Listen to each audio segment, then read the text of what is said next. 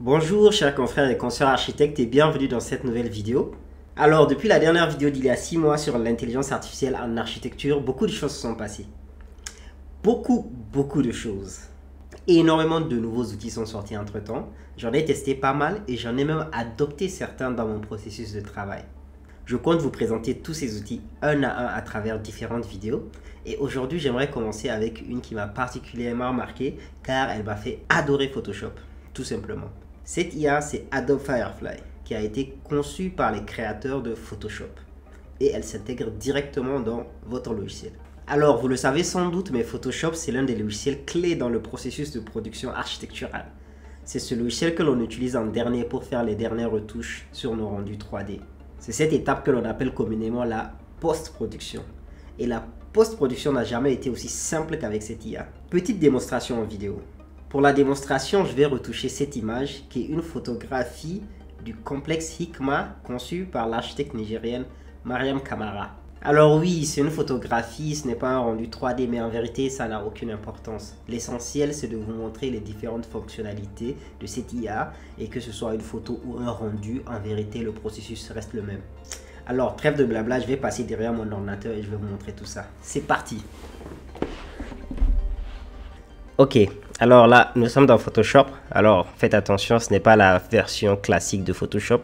C'est la version bêta, donc Adobe Photoshop bêta. Pour pouvoir la voir, il faut aller dans Creative Cloud et puis vous allez dans l'onglet application bêta pour pouvoir la télécharger. Donc nous sommes dans Photoshop et là je viens d'ouvrir mon image du Hikma Center. Alors l'objectif de cette vidéo, c'est en fait de faire de la retouche. Donc c'est d'améliorer cette image en utilisant l'intelligence artificielle de Photoshop. Donc on ne va utiliser aucun outil classique, ce sera vraiment du full intelligence artificielle. Donc on va commencer par améliorer le ciel, parce que là vous voyez c'est très blanc, ce n'est pas très joli à voir.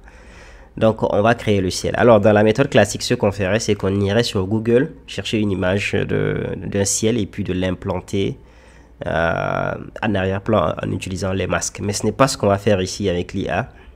Ici c'est l'IA qui va faire tout le travail. Alors, on va d'abord sélectionner le ciel. On va utiliser l'outil baguette magique pour que ça aille plus vite. Hop, hop, hop, hop. Donc là, j'ai sélectionné l'arrière-plan. Donc, ce que je vais faire maintenant, c'est de dire à l'IA de me générer un ciel. Donc, je viens ici, il y a une petite boîte normalement qui devrait s'afficher si vous êtes dans Adobe Photoshop Beta qui s'appelle remplissage génératif. Donc, c'est l'outil IA de Photoshop. Donc, je clique sur ce génératif fil et il y a une boîte où je dois taper un texte qui s'affiche. C'est tout à fait normal. C'est que cette IA, c'est une IA de type text to image. En gros, vous écrivez un texte et elle la retranscrit sous forme d'image. Malheureusement, pour le moment, l'IA ne comprend que l'anglais. Donc, on va s'exprimer en anglais. Donc, ce que je veux ici, c'est un ciel.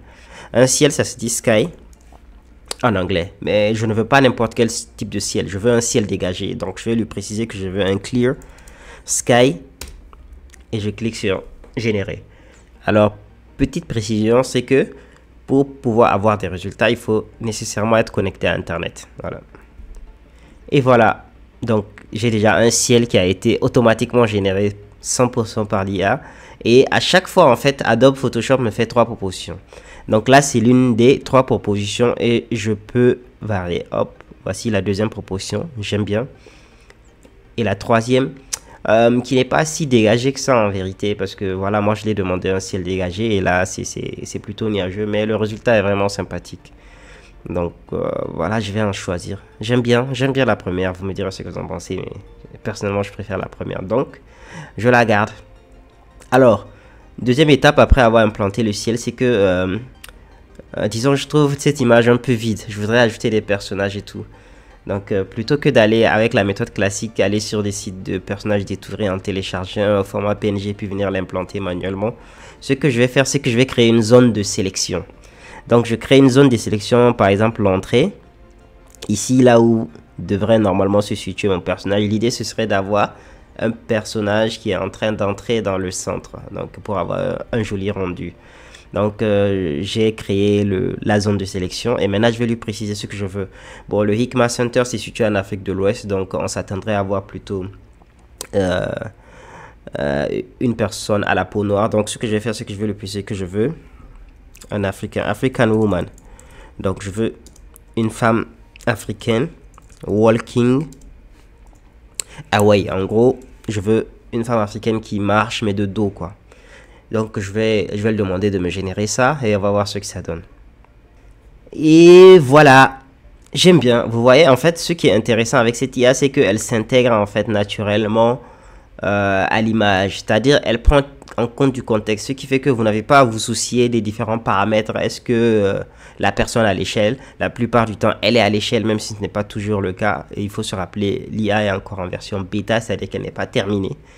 Et voilà, les conditions aussi de lumière sont la plupart du temps respectées. Comme vous voyez là, en fait, on n'a vraiment pas l'impression que cette personne ne fait pas partie de la photo.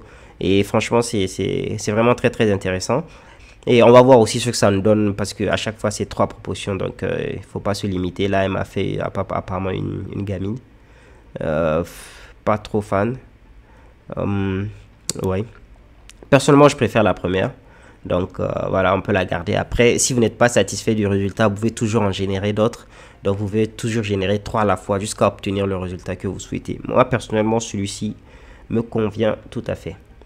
Alors, maintenant, par exemple, disons qu'il y a des éléments de l'image ou de votre rendu qui ne vous plaisent pas et que vous voulez supprimer.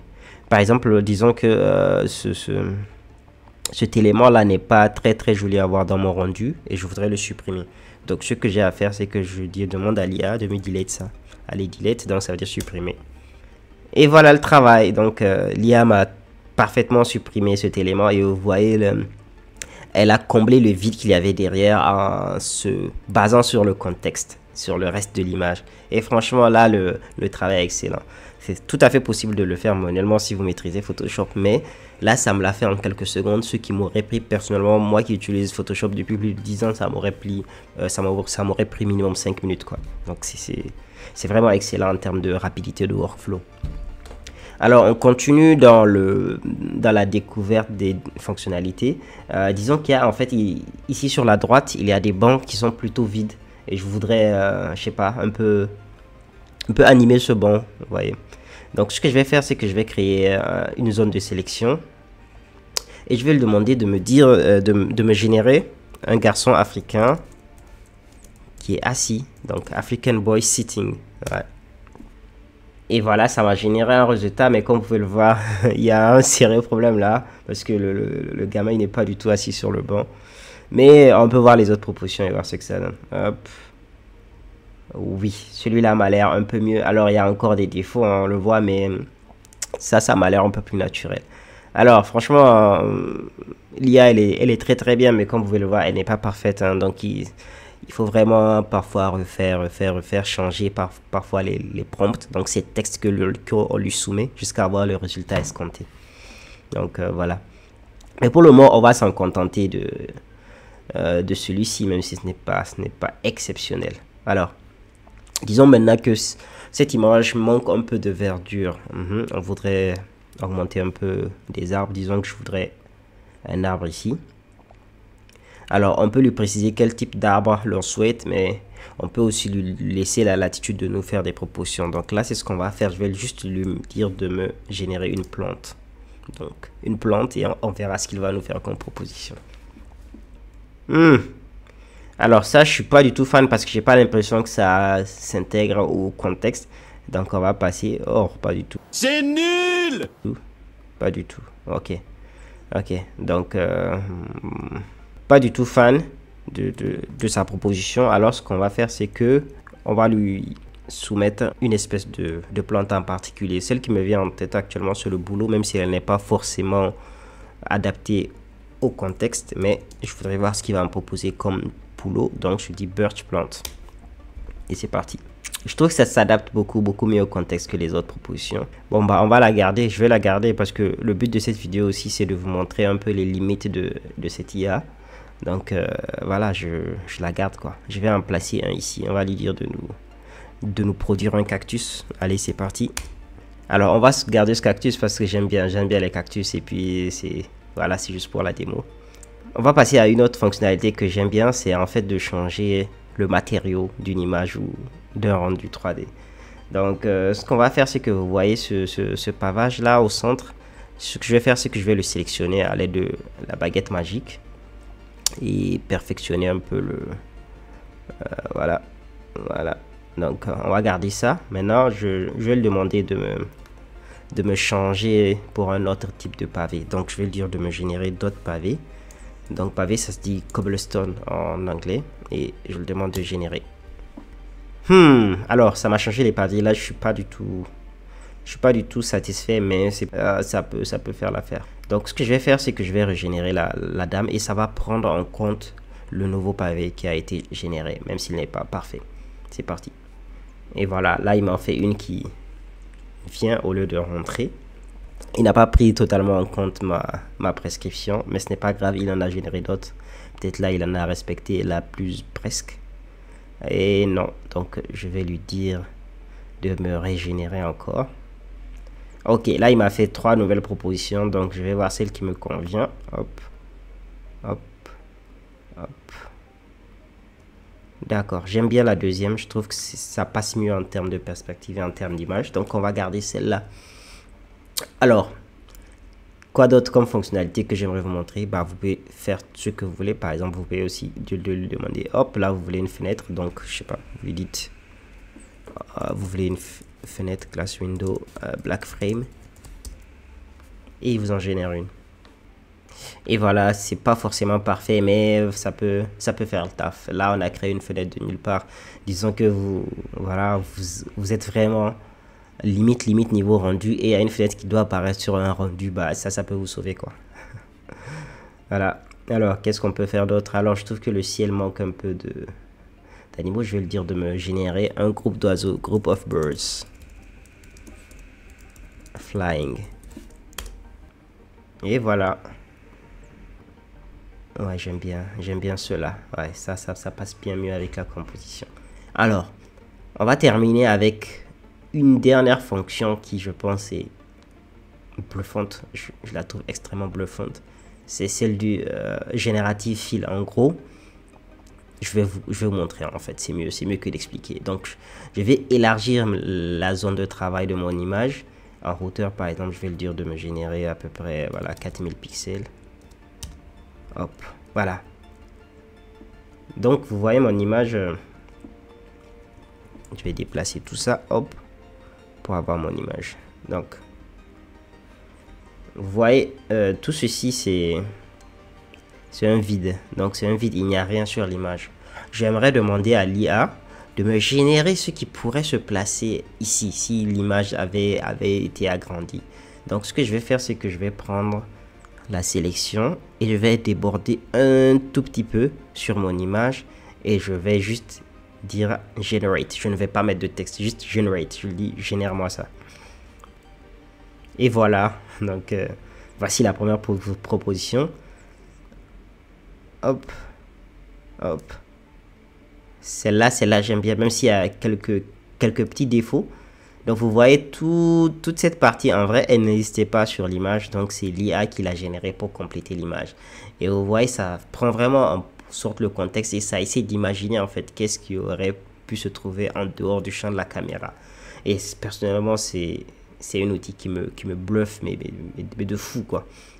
On peut faire aussi, je sais pas, sur la gauche et voir ce qu'il va nous proposer. Et je le dis de me générer. Alors voilà, je pense qu'on peut s'arrêter là. Et comme vous pouvez le constater, en fait, ça n'a vraiment pas pris trop de temps, ce qui nous aurait pris beaucoup plus de temps si on devait utiliser les outils classiques de Photoshop. Et là, franchement, déjà, on a un résultat, bien qu'il ne soit pas parfait, qui est quand même plutôt intéressant. Et si c'était dans un réel contexte de travail, personnellement, j'aurais pris le temps d'affiner les résultats jusqu'à trouver un résultat qui serait bien meilleur que celui-ci et qui m'aurait pris tout aussi moins de temps que si j'avais travaillé avec les méthodes classiques. Mais là, comme c'est pour les besoins de la vidéo, j'avais pas envie de trop m'attarder sur est-ce que c'est parfait ou pas. Donc l'idée, c'était de juste vous montrer les outils et comment est-ce qu'ils fonctionnent et comment est-ce que vous pouvez les utiliser.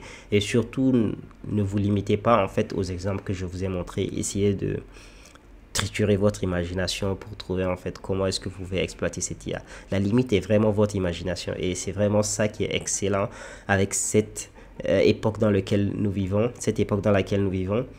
c'est que franchement, l'outil, l'IA est en train de débrider notre capacité, nos skills et au profit de notre imagination. Donc voilà, n'hésitez pas à vraiment triturer l'outil.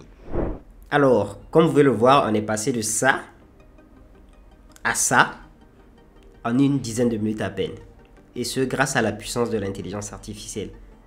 De plus, une intelligence artificielle qui n'en est qu'à ses débuts. Rappelons que Adobe Firefly n'en est qu'à sa version bêta. C'est pour vous montrer la puissance de l'intelligence artificielle et comment cette technologie est à même de bouleverser de nombreux domaines d'activité. Et l'architecture n'est pas un reste. Si cette vidéo vous a plu et que vous souhaitez en avoir d'autres, alors vous pouvez faire 3 choses.